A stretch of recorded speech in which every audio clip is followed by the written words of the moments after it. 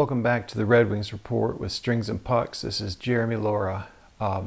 We got some bad news off of Coach McClellan's press conference this morning. The link to that conference will be in the description. When asked about players who aren't ready to go, of course, James Van Riemsdyk is on everybody's mind. He's still attending a family matter. He's not at camp yet. Simon Edvinsson, he's close. He's out skating but not doing full practices. He's not going to play in the next 2 games for sure, but Coach McClellan said there's no reason he's not on the ice opening night. The bad news came when the coach mentioned that Nate Danielson got injured in the game against Buffalo. So Danielson's out indefinitely right now. Danielson came into camp as the top contender, in my opinion, for Dylan Larkin's wing. Now that he's injured, we know that Emmitt Finnie's been playing that wing quite a bit.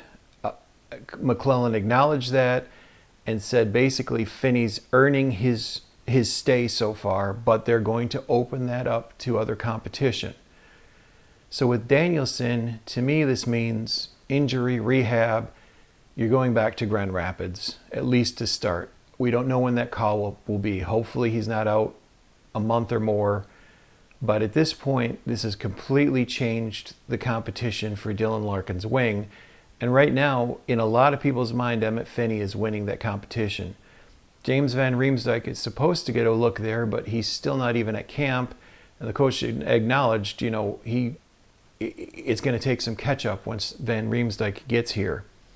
So Emmitt Finnie continues through his performance to earn that look, but I'm certain they want to give Brandsegg-Nygard a look because of how he's played. And in my opinion, Amadeus Lombardi really should have a look on that wing because of his abilities as a center, because of his speed, his tenacity, and quite frankly, his scoring. I still think of him as the best goal scorer slotted for Grand Rapids at this point. So Nate Danielson, obviously this isn't ideal. He's had some good looks, some good shifts. There's no reason to think that by the end of the season he won't be a Red Wing, right, at this point. If you're going by the preseason so far, it's really hard to argue that Finnie hasn't earned possibly an 8 to 10 game audition in the regular season, which means you could end up having to put a veteran on waivers. The coach did talk about Jonathan Berggren, about what he needs to develop in his overall game, and quite frankly, at the 200-foot look, just right now, Berggren still doesn't look as developed as even what Finnie is bringing to the table right now. I mentioned in the last video, Comfer just looks like he is checked out at this point, and we're going to start seeing who they knock off the list and stop giving opportunities to, essentially. Because right now, it sounds like, and it should be, the rest of the preseason is going to be dedicated in part to that audition for Dylan Larkin's wing. And Emmitt Finnie seems to be the front runner. There's a lot of pushback with other channels that really, because this is a young player who really, going into this, nobody thought after the summer he'd be the top contender for that wing spot. I didn't hear anybody saying putting him as a candidate. But Finnie has played his way into the conversation. Now, if Brandsegg-Nygard gets a solid look, is he going to step up? I mean, he's physical, and he's just a different type of scorer. My issue with Brandsegg-Nygard is just, and the coach talked about this, whether you're on for 15 minutes a night, 12 minutes a night, 17, 20, what are you doing for the rest of your game that's not focused on offense? And that's where Brandsegg-Nygard needs to develop. The plus side of this, and one of the former NHLers that I know talked about this, there's still a belief you can't really teach scoring. Someone either has a scoring touch or they don't, but you can teach defense. Brandsegg-Nygard seems to have a nose for the net. He's showing that he has that nose. That means that the rest of his game is going to determine when he's in Detroit. And right now, Finnie looks to be ahead.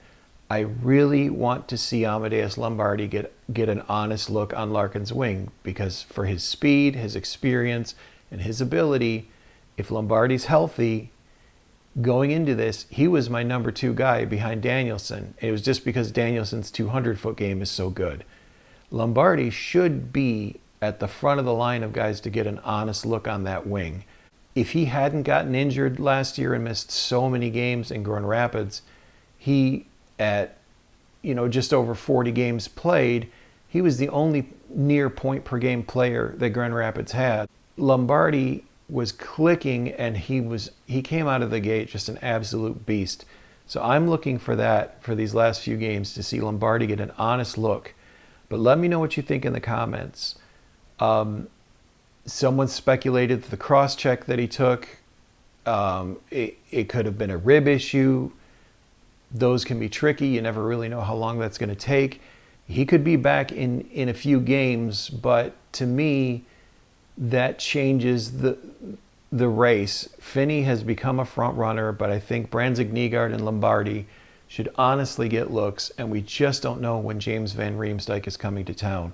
But in the meantime, Danielson, he's on the shelf for at least a little bit until we know more. And in my mind, Amadeus Lombardi should be a top candidate for that wing, with Finnie already showing that he can execute on there, and having what looks like the blessing of the team to extend his tryout to have a spot in Detroit. Let me know what you think in the comments. Please like, subscribe, and share this, and I'll do some post-game thoughts after tonight. I'll talk to you soon.